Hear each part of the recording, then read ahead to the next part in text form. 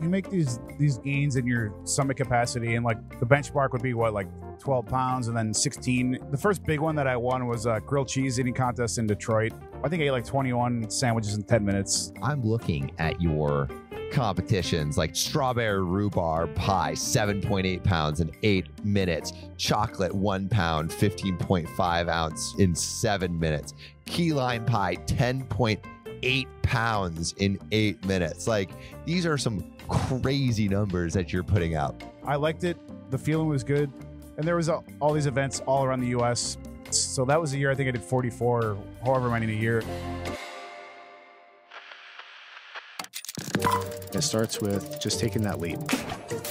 Man, you have to work hard. You have to be incredibly smart. Choose something that even if it fails, you are going to be proud of it. Doesn't matter how badly you got beaten in battle. Be kind, be kind, be kind. Become a better person, a better leader, a better business. Go with your gut. I'm Samuel Donner, and this is Finding Founders.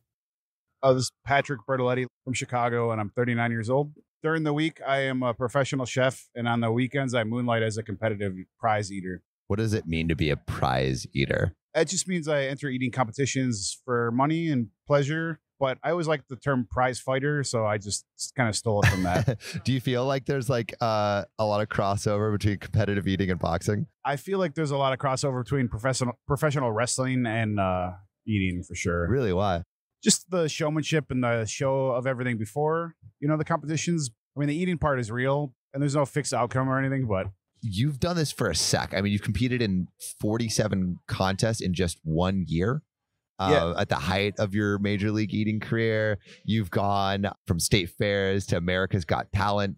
You repulsed the judge Heidi Klum by eating 120 eggs. You went against a bear on Nickelodeon. You've been ranked as high as #2 in the world, and also you got the nickname Deep Dish.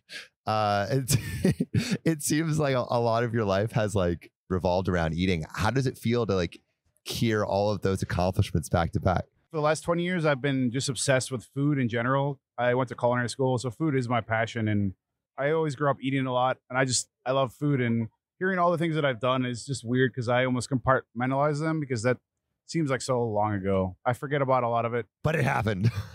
It's funny to hear you talk about it, that's for sure. Well, it's cool to hear about it. I mean, I've been around the block, I guess. You definitely have. What was like some of your earliest memories growing up in, what was it, Palos Heights? Palos Heights, Illinois? I think I always just prided myself on above average appetite. I was the youngest of 5, and I always prided myself on that because I didn't really have any other tangible skills. I wasn't really great at sports. Well, you were 5. How old were you? Well, I think my first foray was, I know one time in high school, I ate my lunch and then there was a cookout, and I think I ate like 10 hot dogs. Wow. So that was pretty good. And I remember having to go to class after. Was that at your like dad's company picnic? This was a different one. So the hot dog thing, I was maybe like 13 or 14. I don't really remember, but I do vaguely remember going back to class and not feeling so great. Well, 10 hot dogs at 13, that's a lot. Yeah, that's a good amount. The other one was at my dad's company picnic where I ate like a whole pie against all the men. I was 16 at that one, and then I ate another pie after, just being cocky and showing off. So breaking down some of that stuff, do you remember any other emotions like rising up at like when you were 13, ate those 10 hot dogs? Like, was it just like, I want to show to myself that I can? Was it to the other kids? Was it like on a dare? I knew I had that skill.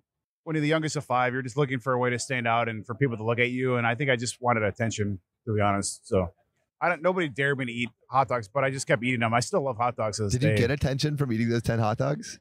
Don't remember if I did, but it probably was negative. It's always mostly negative attention when you eat a lot or drink raw eggs or that stuff.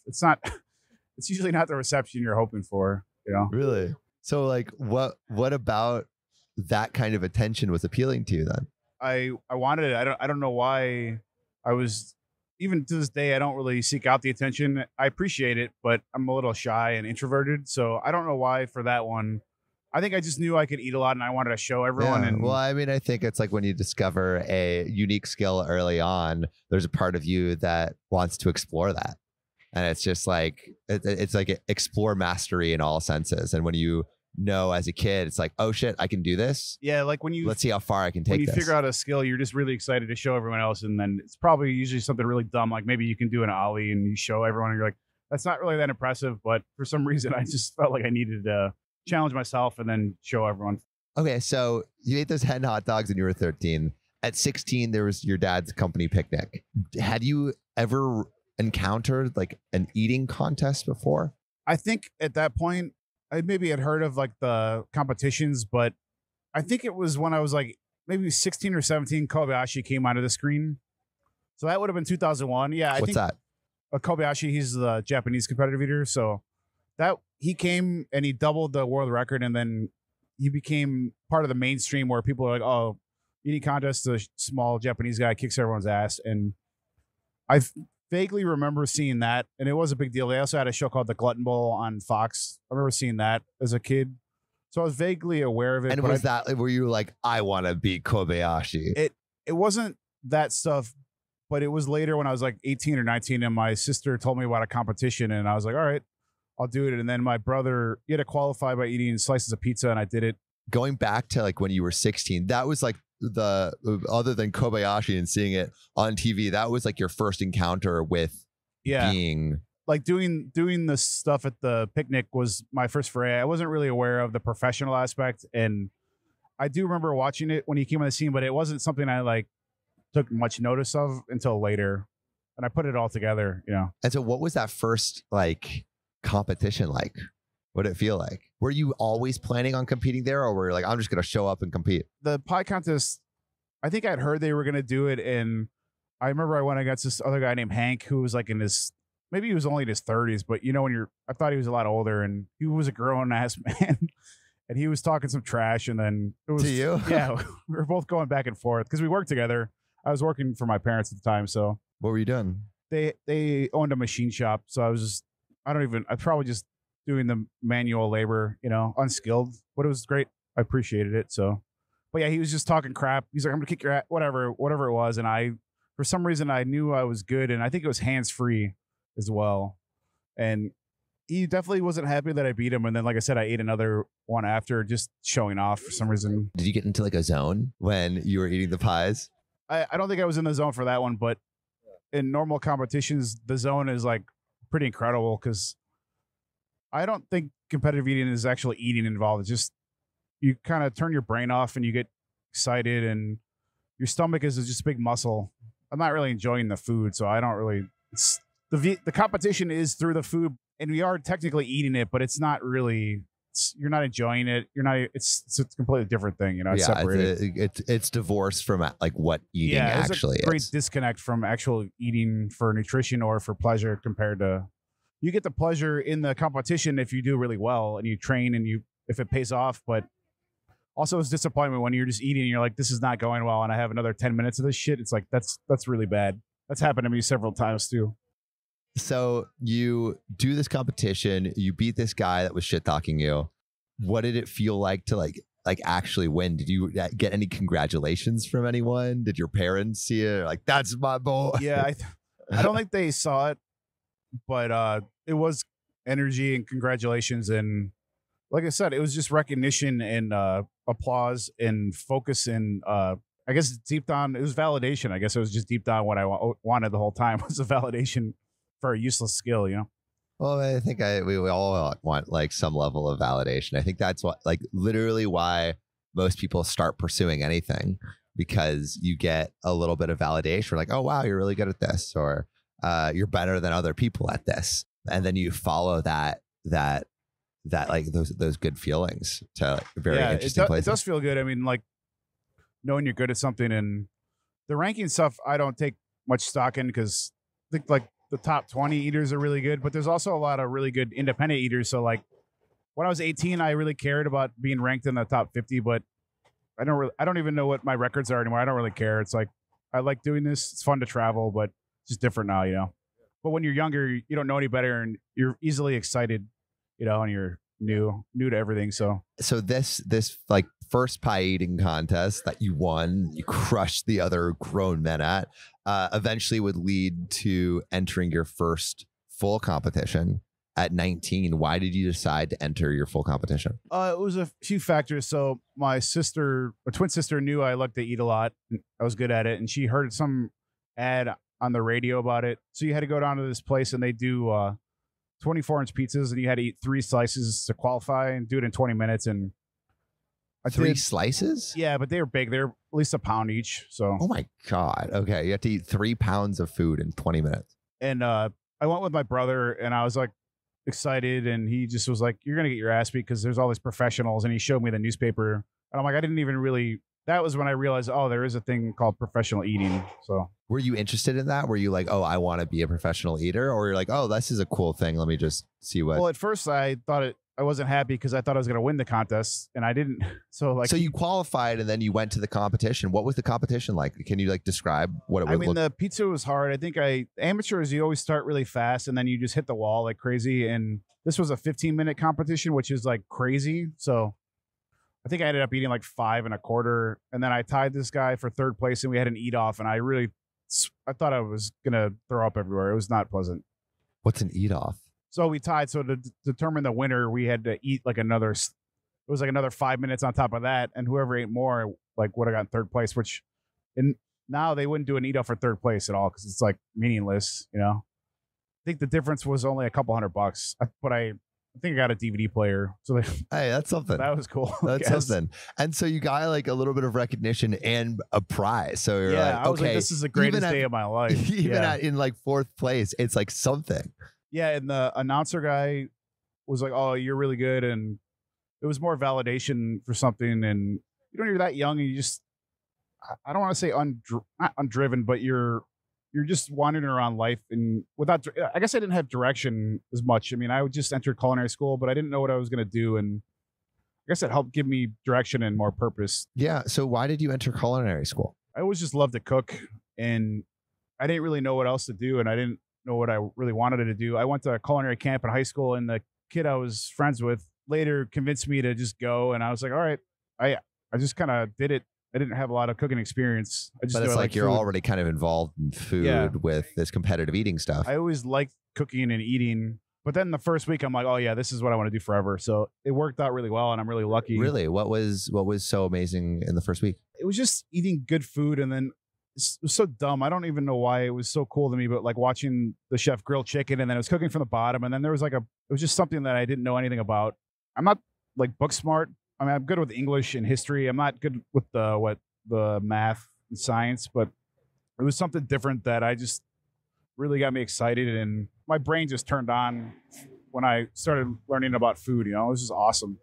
When I was in culinary school, I was kind of ashamed because I didn't think the French chefs would think I thought they thought I'd be wasting food or whatever. And to competitive eat. Yeah, I didn't really tell anyone. They found out later, but they were actually the most amused by it. I thought it was hilarious. How did they find out? I had done some event and I got in the paper and then got in the paper. What was this? How old were you? I was probably like 20, but I kept it a good secret. I kept it a secret for a while. Yeah.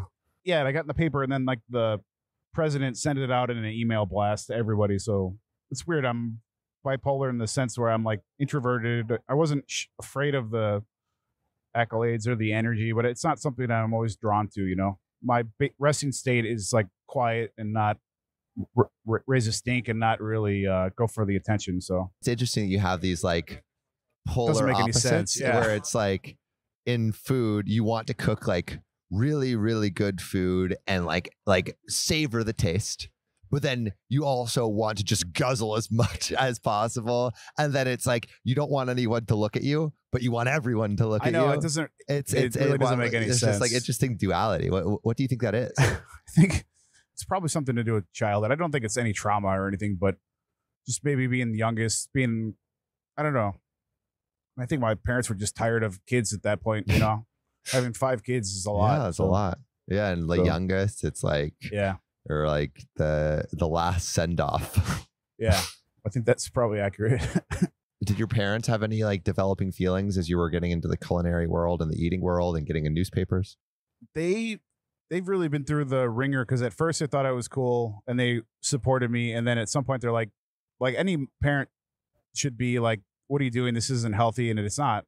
But now they're supporting me again because like for this year and Nathan's, they're all coming to support me. That's awesome. So yeah, they've supported me the whole way, but they'd be happy if I didn't do this anymore. But but that's what if you go to your doctor and you tell him you're doing this, if he tells you it's fine, then he's not. How good of a doctor? Your parents have to support you, but they worry for my health. It's not the healthiest of professions either. So was health ever a concern in the early days?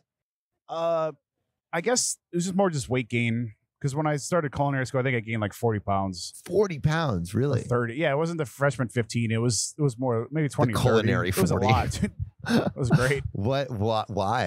It was like the best 3 years of my life, 3.5 years, because the food was good, man. I just remember always going for quantity over quality because I didn't know any better. And then starting to eat real food in school, like food is my drug of choice. So like I'll be eating something good, and that's kind of where the eating a lot comes from, because it just does something to me where lights up my brain, and it's explosive. Eat good food, there's something about it, Yeah.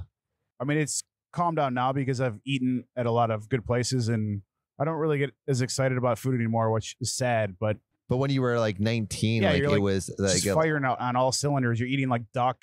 There's so many things I had never had before. It was mind blowing, And so how did it continue? Like how, like you do this competition, you get fourth, but you win a DVD player. And so how do you continue? Are you thinking, oh, I want to do more competitions. I want to do bigger competitions. I want to join like the major league eating. Yeah. So I really swore off contests because I felt so bad after. And like, remember I got sick on the way home on somebody's lawn. And I was like, I'm never doing that again. And then like a week later, I'm like, oh, that was kind of cool. Like the attention and the DVD player. And there was another one in Milwaukee. And I'm like, hey, I think I'm going to do this again. And then, I mean, the whole trajectory, maybe it's just stubbornness in I always say the arrogance of youth, but I didn't really know any better. And I'm like, I guess I'll stick with this, but I don't know. It wasn't until later I'm like started to improve and get better, so. So you, in retrospect, like immediately after Not Good, in retrospect, you're like, oh, this is something interesting. Maybe it was because of the attention. Maybe it's like your version of Mount Everest. Something drew me back to it because maybe I thought I could do better. And it was never a plan to be like, I'll be up there on July 4th. That just came later, but I never had any goals setting out. I just was like, I like this. I want to keep doing this. And then it just kind of went from there, How did you step it up? Later, I figured out some of the training, like you just drink lots of liquids, usually to stretch your stomach, but just talking to other eaters, mostly through Joey Chestnut. It was his insights into the training that really helped, and then it helped me improve, Did you get in contact with him? Yeah, like he started right after I did. So I've known him for like 20 years. So we're good friends, yeah. Wow. Yeah, he's like 1.5 years older and also comes from a big family. So like he's almost like a bigger brother to me. How did you get in contact with him initially? Well, I had met him through competitions, and then when you're younger, you're excited and excitable, and you just talk. And he just took everything to a new level, and we didn't know what we were doing. And he somehow figured out his body and was very kind with the information about stretching your stomach and then practicing with the food. And like we really didn't know what we were doing. And he set out to like, oh, I'm going to beat Kobayashi, and we're like, you're never going to beat him. And then it was like, the man can do anything he sets his mind to. So wow. Do you remember like because you would meet up too, right? Yeah, I mean, now in competitive eating, there's not really as many events, but there would just be random sponsors and random events, and there were a lot of events. So I'd be like in Seattle eating wings at a bowling alley for like Verizon. It was just random, Yeah. And you're going through it, and you're like, all right, like I didn't know what the hell I was doing eating wings. Like I had never practiced eating wings. You go there and I just did really bad. There's grilled cheese sandwiches for Golden Pal. There's just random shit all around the US. And then you would just see each other, talk strategy. And so you would just like, you would be bopping around different places in the US. So this is like you getting really into it. Were you still in culinary school at this time, or how were you doing all these competitions if you were still in culinary school? The competitions are usually on Saturdays at like noon. So I was able to do it, but I started to do a lot of them later. That was after I approved, I think when I was like 21. So it was very easy. I was going to school Monday through Friday, leave Friday night, come back Sunday, And that was like, it was essentially your whole life was food. It was like culinary school, and then on the weekends, competitive eating. And culinary school, from what I've heard, because I've talked to a bunch of chefs, it is like not easy. It's very intense. Yeah, it was intense, and I had really bad anxiety because I didn't have the experience. So like it became easier. There was a few classes where I think I failed on, and I'm like I wasn't like screwing around. Those things were difficult. If you don't have the experience going in from restaurants, then it can be very challenging. But I think like 2 years in, once I realized the light went on, I'm like, oh, I know how to do this now, and I really started to improve. But it was a good 2 years, kind of like the eating, where it took me a while to figure it out. Yeah. No, I mean, I feel like there's going to be a learning curve, and especially when you're doing like multiple things at the same time, like you were with this.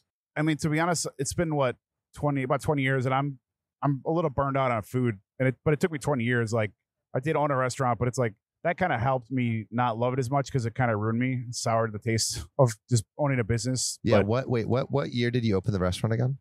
I think we opened in maybe 2015 or 2015. Yeah. But yeah, you're right about it. I was literally obsessed with food that's all I thought about all the time. And I've always been looking for a hobby. And my parents were like, you need a hobby that's not food related. And I'm like, well, food is my hobby, my life. Yeah. And I mean, it's hard to even think about like, what else would you be interested in? I still don't really have hobbies. I mean, I like to travel, but everybody says that. So I don't really know if that's a hobby. I mean, it can be. It can be. A lot of people say they like eating. Well, yeah, but travel is a cop out. It's just I wish I had something like gardening that I like, but I don't really like anything else. You know. Well, I want to get into like more of the competition stuff because you started to travel around the U.S. for these competitions. Were you winning more and more? And like when you were like as you were exchanging information with Joey Chestnut, like were you just getting better and better and better? Like what did it look like climbing the ranks? Like I said, it was slow to begin, but you make these gains in your stomach capacity, and like the benchmark would be what, like 12 pounds, and then 16. It's usually by 4. But the first big one that I won was a grilled cheese eating contest in Detroit, where it was like the state fair, and it's just as crazy and weird as you think it was. Because what did it look like? Can you describe it? It was sponsored by Golden Palace, which is a now defunct gambling site. You know, they would pay people to like get the tattoos. They bought the grilled cheese sandwich that had the Virgin Mary on it. Like 30 grand. So they had a whole thing, and it's like, no way. This story is crazy because they didn't give anyone cups to dunk the grilled cheese. And so the victory that I had was, I guess, more out of pragmatism. I called my bosses. I'm like, I need cups. So they like probably spent a bunch of money. They went and bought beer cups. So I'm like dunking the grilled cheese because that's how I practice. But nobody else got to do that. So it is kind of shitty, but they let me do it. So you had a little bit of a competitive advantage. But I mean, who else was competing? There was the main guy who I know, his name was Jammin' Joe LaRue, and I edged him out. I think I ate like 21 sandwiches in 10 minutes. So that's not even, in hindsight, not a lot. But to me, that was like a benchmark, one of the benchmarks where I did that. And then probably the other one was beating Joey and Sonia Thomas in this corned beef sandwich eating contest. Like that's probably 18 years ago. So those are the two early big ones where I'm like, all right, I could do this, you know? Yeah. What was like the response to the first one?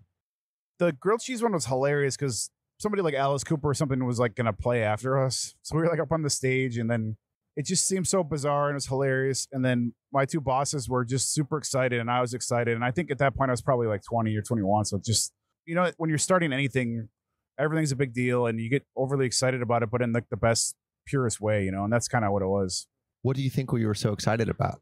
Just that I did it, and I guess it's always salty and sweet. So like I had a bunch of times where I just did really horrible at the contest, and then to finally win it just made it, all the bad times made it all that sweeter, you know, not finishing so well. Yeah, well, I feel like when like the journey to the peak is grueling, it just makes that view incredible. Yeah. And when you get to see it, you're like, oh my God. And when all the preparation works, because there was a lot of years prepping for Nathan's where I was training, but not the best way, or for whatever reason I was doing well, but then the day of I just did really bad. And those are really hard to deal with, because when the preparation doesn't work, then it's equally depressing and horrible. But when it does work, it's like the greatest feeling ever, you know? And so did you just get like addicted to that feeling? Because I'm looking at your think competitions like 2006, 2007. Yeah, like that's a lot. Strawberry rhubarb pie, 7.8 pounds in 8 minutes. Chocolate, 1 pound, 15.5 ounce Chicago chocolate hearts in 7 minutes. Key lime pie, 10.8 pounds in 8 minutes. Like, these are some crazy numbers that you're putting out. I think, like anything, I don't do anything half-assed, but when I get into something, it's like I go all the way more than normal people. So I'm like that with everything. If I like a subject, I want to exhaust the subject and read everything about it. So I liked it. The feeling was good. It was fun to travel and see places. And I was like, what else am I doing? Like I said, if I'm going to do something, I want to do it really well. And it was never a thought to be the best, but that just is kind of what happened of being one of the best, I guess. And there was all these events all around the U.S. Nobody else was really going to those events. So that was the year I think I did 44, however many in a year. And there's ones 44 in a year. Yeah, that was the year. Ones almost every weekend, and they had a sponsor. The prize that money, would have to be. That would basically be one a weekend. Yeah, it was That's almost crazy. every weekend. Wow. And like, there's preparation for that. It's like you can't do 2 competitions in a day. No, I mean, there was a stretch when I think I did like 7 in like 1 month. It was something ridiculous, stupid, but I was younger, and just the act of traveling and flying, and then also working on top of that, and then for July 4th, you have to make the decision. Do you want to do the prize? You want to go for prize money, or do you want to go to win 4th of July? But knowing Joey's going to be there, you're like, why am I going to skip out on prize money leading up? Because the summer is the busy time for eating contests. So you have to decide. I'm like, no, I'll do all the competitions and I'll train for Nathan's. And it's just like, Jesus Christ. I don't know how I had the energy and worked full time. It's like, it was a lot. Yeah. It's crazy looking back at like those moments where you just went ham. Yeah. A lot of those records to me aren't even that impressive because I was the only person. Like, there's no other ranked eaters. Well, there were other ones, but it wasn't like top eaters. So I don't know. It's still pretty cool to have that many, but there's only been a few where I'm like, oh yeah, that was like a good day eating wise, you know? What were some of those good days? There's a few foods. There was like a Waffle House beating Joey. That was very good.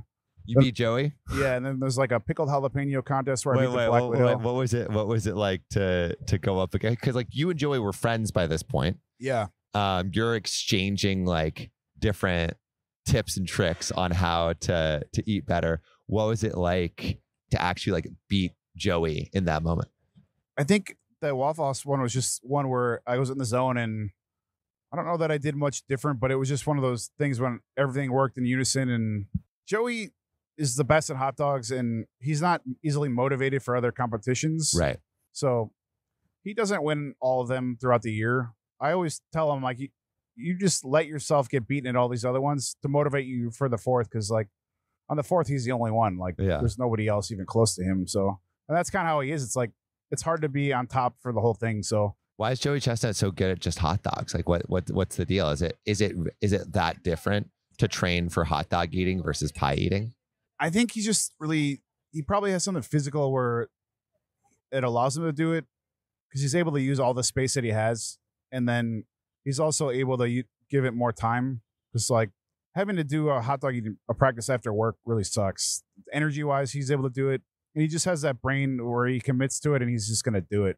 Because failure is just not an option for him. So when did you start traveling for competitive eating? Because like now you're like beating Joey Chestnut, who is like you're number 1 and number 2, like trading off with each what other. It was. We were trading off a lot. I think there was just more competitions, and I think I would travel pretty early on. It's like, I think even when I was 20, I was going to other competitions. And it's cool because it like this combines a lot of the things that you're interested in. Like it combines eating, it combines traveling, it combines competing, it combines the attention. So like I understand why it was such an addicting thing, because it's like literally you do one thing and you kind of have all of the boxes checked for you. That's a good point. Also, just the travel part is like we said is great, but then the experiences too. Like I prefer an experience over material stuff anyways. So like a lot of you'll be like at a baseball stadium eating on the field after, like stuff like that where normal people just don't get to do it, you know.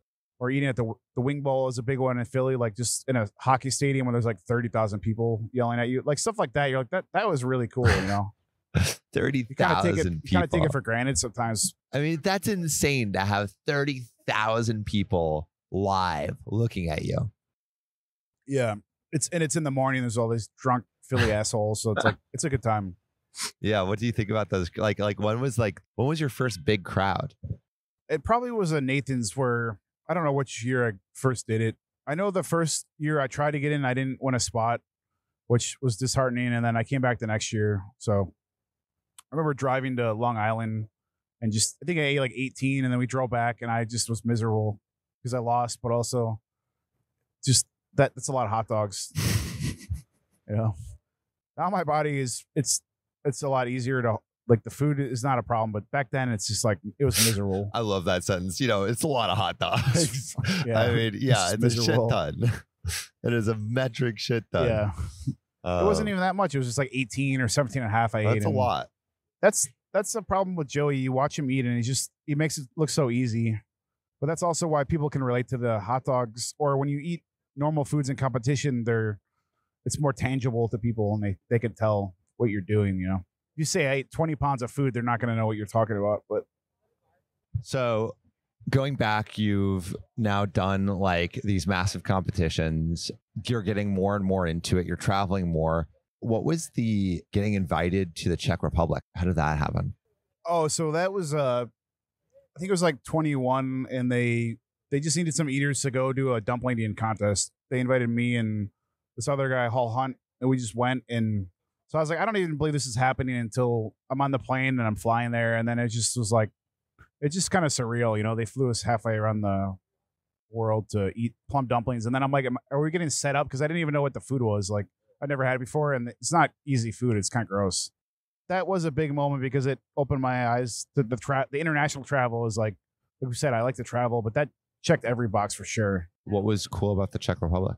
I don't know. It's really cool when you could just think about it and you're like, oh, I can visualize it. And then from a food standpoint, it's cool when you hear people talking about a dish and then you're like, oh, I know the dish. I've been to the country where they invented it, and I've been to the restaurant that invented it. So like it just gives you more references, Tell me more about like how like these events ramped up until you decided to walk away. Like what happened around that decision? Yeah, I think the decision to walk away was the contract was going to be up, and I could kind of see the writing on the wall. Like Matt Stoney was coming in. I don't think he'd really kick my ass too bad, but I'm like, this kid's going to be a problem. And the whole circuit and all the competitions, it was kind of getting a little stale. Like it was all the same stuff. There wasn't a lot of new stuff that I hadn't done yet. I know we also had like an opportunity, me and my business partner, to do like it was like an online TV show and stuff. So it was just time to move on, Was there any sadness in moving on? It was harder to break up with MLE than it was to break up with girlfriends I've had, because it was like a long relationship. I really didn't want to do it. Because how many years had you been doing it? It was probably like 8 or 9. It was a lot. I think it was just a combination. Like I knew Stoney was good, and I'm like, oh, I don't think I can compete with these guys. I didn't like losing, and I didn't know how to get. I was kind of maxed out at my level, and I think I was probably just getting burned out from the competition too. So, what were you going to do instead? We walked away. There was like the opportunity. I think it was called like Stuffed. It was a YouTube show, but we had that opportunity, and then I never really fully retired from eating. I just was not with the league anymore. I was doing other events, but not really that many of them. So if I get a call to do something and it paid all right, or if it was in somewhere fun, I'm all for the experience. I do like the Wing Bowl. That was the time I've done it with MLE and then without. And then there's corn dog eating. There's stuff everywhere still. So I never really fully retired just from the league for, I don't know how many years, 10 years. So around like 2015, 2016, you decided to do a restaurant. Yeah. So the same guy, my old business partner, we got asked to be on a Food Network show. And then we had a food truck, but it wasn't legal. It was very illegal, but we still did events. They liked us. You did events out of the food truck? Yeah. Back in the day, Chicago just food trucks weren't legal. And this was like a really long time ago. So I would make the food at my house and we'd cook it there. We didn't have a concept or anything, but they liked us. We filled out all the paperwork and then they blew us off. And then like a week before filming was supposed to start, they called us and were like, we wanted you the whole time, but the team we really wanted couldn't do it. So like we came in last minute. And then like 2 days before shooting, I fall on my bicycle and I break my wrist. So like I'm in a cast. We're not supposed to even be there. And then we still end up winning. And then we get the prize is a spot in a mall, rent free for a year, which sounded good, but it wasn't great. Why not? was like an hour and a half round trip driving every day. And also like I had to put a bunch of money in to get it up to code and stuff. So for equipment, the free rent helped because then we had a year to work on the concept and the recipes. But the concept I just made up on the spot. What was the concept? Gourmet walking tacos. We were just doing all sorts of random shit like gourmet shepherd's pies and like sandwiches, but none of it was going to work on the show. So I was like, made the decision, everything in a bag on chips, and then taco in a bag was born. And then What was it like to actually launch? it was very exciting and stressful and anxiety ridden because we had the year there and then we moved it and we were open it for 5.5 years somewhere else. That was a whole host of more just anxiety driven, but we figured it out starting from scratch, but it's not easy. We didn't really know what we were doing. We just kind of figured it out as we went. What did you not know? I just didn't know the amount of work that went into it. In the beginning, it was like, all right, you just end up hating people because the customers are, I don't know, the Yelp became more big. And then the employees is the other thing. It's like, how many times do I have to tell you not to do it certain ways? It's just really frustrating, you know. There's not a lot of room where your emotions can get involved because you just make poor decisions when that becomes involved. So like in the beginning, it was just equal disdain for customers and employees. And then towards the end, I was just like, I hate everybody. Not really, but you know, it's just like, it's like you can't catch a break, you know? So did you eventually decide to close it down, or what happened? Yeah, we closed during COVID. Yeah, what was that like? It was liberating and very sad, but at the end of the day, I'm just a lot happier, you know? What were the things surrounding that decision? Obviously, COVID, like. We were going to try to reconcept, but I just didn't want to do it anymore, and I wanted to just take a break. I was just burnt out. We needed to close anyways. COVID was just a really good excuse because everyone was closing during COVID. Our rent was pretty hefty for where we were, and we weren't selling them for more than like 10 or like the most expensive thing was like $15. It wasn't like we could increase the prices. It just wasn't going to work. My heart wasn't in it anymore, and I'm just so much happier that I'm happy I did it, but I'm happier that I'm not doing it anymore. You know. Now going towards getting back into the competitive eating circuit, how did that interest start to build? So coming back to MLE, it was like 2 years ago. So what is it? 2022. I was like planning to go to New York anyway. So I'm like, let's see if I still got it and come back. So I did the training. I just wasn't fully committed to it. I kind of just half-assed it, you know. I still got like 5th, which is fine, but I just knew I could do better. So that was your first like re-entry into the competitive hot dogging. Yeah, and I think it was like an 8-year gap, 7 or 8 year gap since the last year. What did it feel like to be back in front of that crowd? It was fun, but I just was embarrassed because I knew I could do a lot better, you know. And then I had self-doubt because I'm like, man, I suck now. Like, what?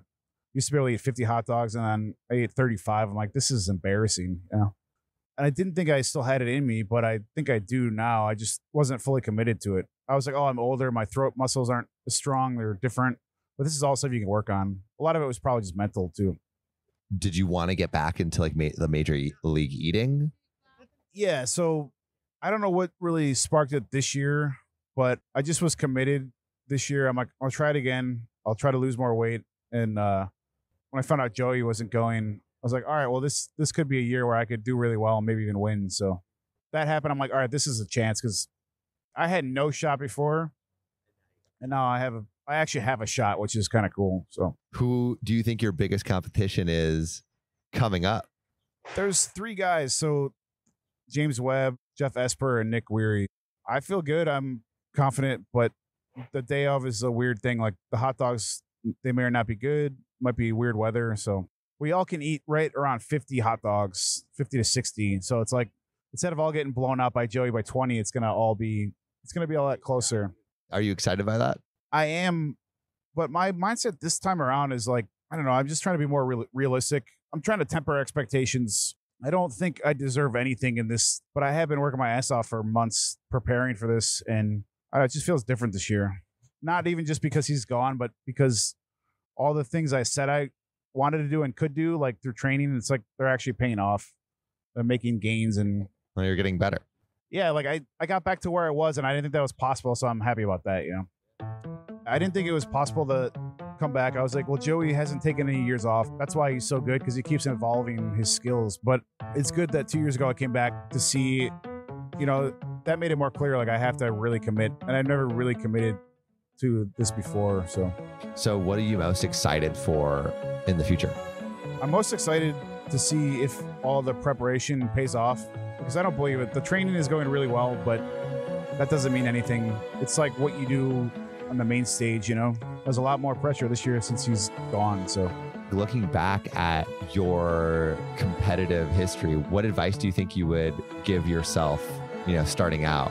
I don't think I would change anything. I mean, once I got to the top level before, maybe I'd go back and give myself some pointers, but these are all things I had to learn myself. No, I had help from Joey. Stoney gave me advice. The other great eater, Carmen Ciccati. I mean, I'm looking for input, but I don't know what I could change. It's just more like things they told me, and then they dawned on me later where I actually knew what they were talking about. But before, I just never computed or translated. So, yeah, I wouldn't change anything.